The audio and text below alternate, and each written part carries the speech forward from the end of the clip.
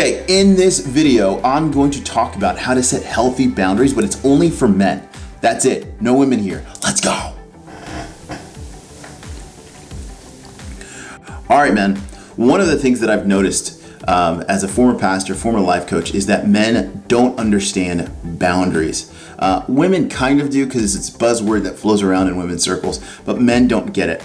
And the way that I think about it is, how do you get the weeds out of your life? I used to work in landscaping, and so we know that weeds take up nutrients, they take up water, and they keep the good grass from growing, and then they just look disgusting, right?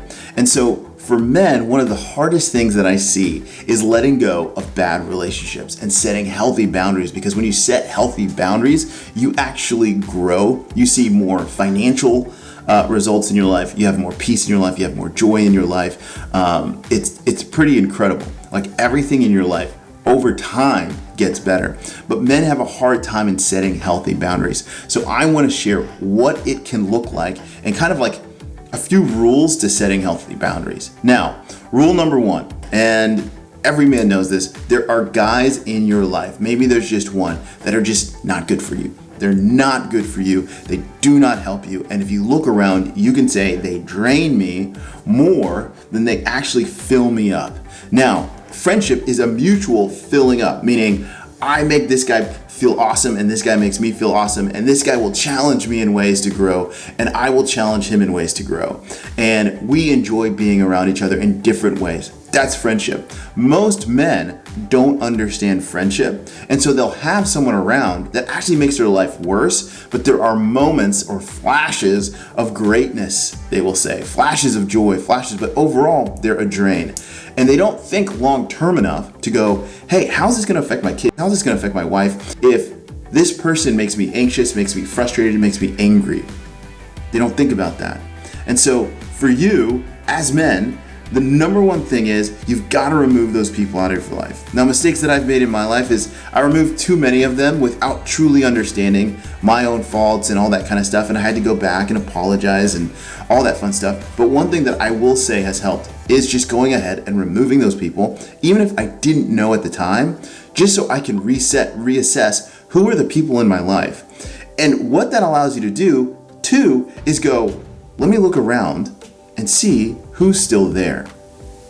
Because if there are men there that you're looking at like, man, I just want to get more time with them, I feel awesome, I always learn something, or it feels great to be around them, then what you'll do once the weeds are out, you'll actually invest in the people that are actually investing in you.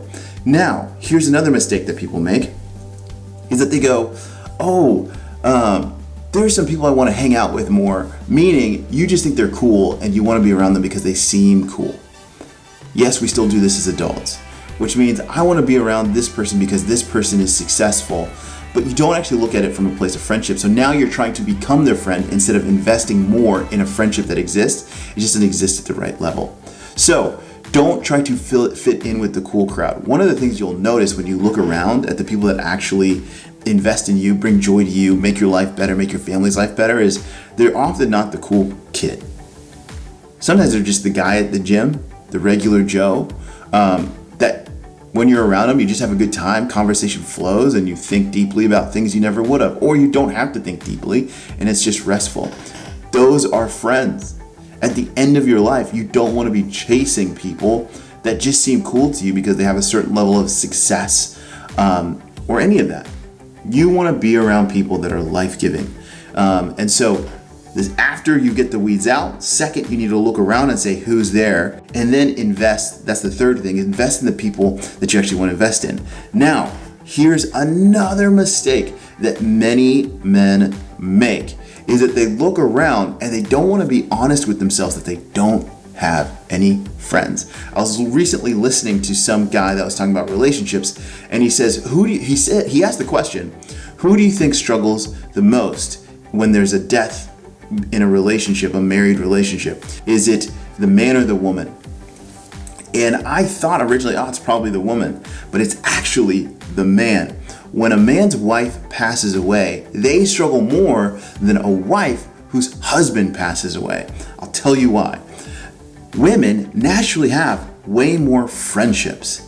than men, and they keep up with them, and they see the value in relationships and conversations and in other women. Men, if they're lucky, have, other than their wife, have one friendship. So that means most men don't have any friendship other than their wife. So when their wife passes away, they have nothing. Whereas where the wife has a husband pass away, she has all these women that she's close to. Not only that, but women are usually relationally closer with their kids than the man is, which makes complete sense. There's nothing wrong with that. So who feels really alone? The man. So men, it's unbelievably important, not just in case your spouse dies, which no one wishes that upon anyone, but it's unbelievably important that you find out, do I even have any friends? Do I? And if you're going, how do I know? That means you have no friends, okay? Don't worry, you can always start. Now you might be saying to yourself, Justice, how do I start? Where do I start? The number one thing I can recommend for most men is find a hobby. I know that a lot of people, and I get frustrated by it too, is like, I'm doing jujitsu. Everyone's friend is doing jujitsu. It's like the new cold plunge. Like everyone's doing cold plunges. The reason why people are doing jujitsu, and even I'm considering jujitsu, is because it's a way to connect with men. It makes it easy. You're wrestling with somebody, it's naturally gonna come up. Hey, what do you do for a living? Hey, what do you do for fun? Where are you at? You want to grab coffee. It'll happen naturally. So find a hobby. Now, one of the things that I'm doing, along with, I joined an MMA striking class. I'm getting to know guys there. You can join business networking events. You can also just go to like a car show and just meet people. Like, what are you interested in? What are you like? I'd like to learn more about that. There are a group of people literally in your city, unless you live in a very small town, that literally just think about that, do that. Now some men, a lot of men that are lonely that I've noticed, don't actually even like sports. If that's you and you have no friends, get into sports, okay? Just get into sports. Find a team, join in, get into it. If you don't have friends, just learn to talk about sports with guys and you'll get to know them deeper and learn to talk about other things. It will happen naturally. Also, be patient. It takes time. And there are a lot of duds in your process of building friendship. There will be a lot of guys. I'm noticing this too. There will be a lot of guys that don't want to be friends, which is great. But then there are people that will show that they want to be friends, but they just want your money, your business, or something. With men, friendship isn't something that they're yearning for. They're trying to make more money. They're trying to provide for their families. So everything can turn into a weird sales networking thing. But don't worry. Over time, you'll meet somebody that's doing the same thing as you, and you guys will hit it off, and you'll find hobbies and do all that kind of stuff. But humble yourself. Learn something new, and quit caring about, this is all I care about. Open yourself up to new opportunities, new experiences, and you'll meet new people, and you'll naturally build more friendships. Now, one of the advantages I have is I'm a Christian, so I go to church, and churches usually, naturally, will have small groups where you can start building those friendships there as well. So, boundaries, get the weeds out. Yes, some of them will be close. Maybe you've been friends for years, quote unquote friends, but you know they're bad for you. Get them out. You'll start to notice at first you're sad, and then you kind of miss them, and then you'll realize, I have more joy in my life. I have more peace in my life. Then you need to look around and go, do I actually even have any friends? If yes, invest in the people that you're like, man, I just don't invest that much because I've been spending so much time with people that aren't actually my friends, that are just needy.